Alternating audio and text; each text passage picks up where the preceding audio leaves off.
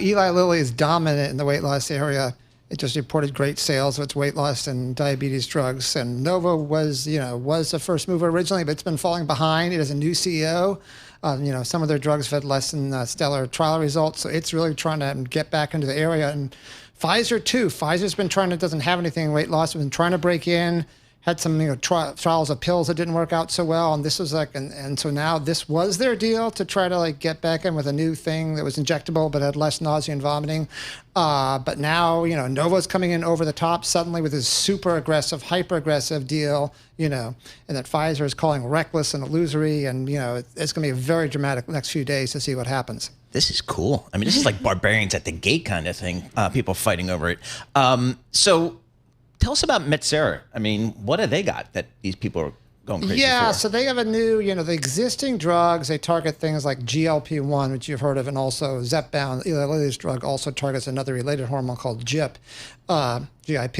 And Metsera is targeting something called amylin. It's kind of another related hormone, and it's had some early trial results were good. And the hope is that this one, it's also an injectable, will have less of kind of the nausea and vomiting. It's a very kind of common side effect of the existing drugs, and that's gotten people excited. It's only early stage results, but Pfizer really doesn't have anything with obesity. They really want something.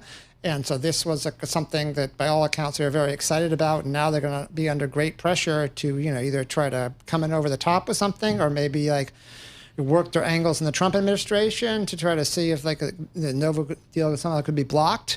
But it's going to be super dramatic. Right, because regulators would need to approve whatever happens. But before we even get there, Metsera has to decide which offer it's going to accept. Did it already accept Pfizer's bid, which I believe maxes out at $70 a share? Yeah, so Pfizer, they announced the Pfizer deal, I think this was last month, and, now there's Novo's coming over the top with this bid, and, Metsera has already said, hey, this new one is superior, and apparently Pfizer has 4 days, to come up with a better offer. Now, we'll have to see what's going to happen. Could there be legal action? Pfizer could pursue legal action. They're already saying... On what grounds? Well, they're already saying this is reckless and illusory. There's some very complicated conditions in the Novo offer, that some of Metsera's shareholders will get the money before the antitrust approval happens, as I understand it. So it's a very kind of complicated structure that Pfizer is claiming that it's been engineered this way to try to avoid antitrust scrutiny, and saying this isn't right. But Metsera meanwhile saying, hey, we got a superior deal. What are you going to do for us, Pfizer? So Pfizer is a U.S. company, right? Novo Nordisk is a Danish company. Does that play into it at all? I mean, that's some of the people I was talking to said, Pfizer is one of the with the big companies, one of a handful of big companies that have made kind of pricing deals with the Trump administration already to avoid tariffs, right? So it seems to have good relations there.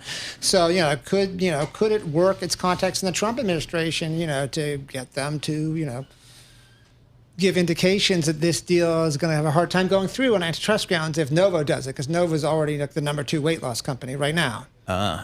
Novo is being led by a new CEO. He's a lifer from the company, but he's trying to make some big changes, put his own stamp on the company, and he's moving very aggressively. What has he been doing lately? What is his mandate? What is his philosophy here? Yeah, I don't know a lot about him.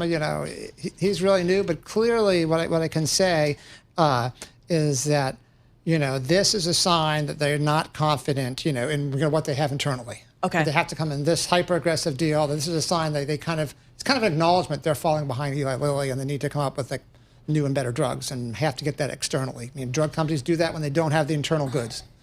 So Lilly, just to wrap it up here, Lilly had some pretty darn good numbers, right?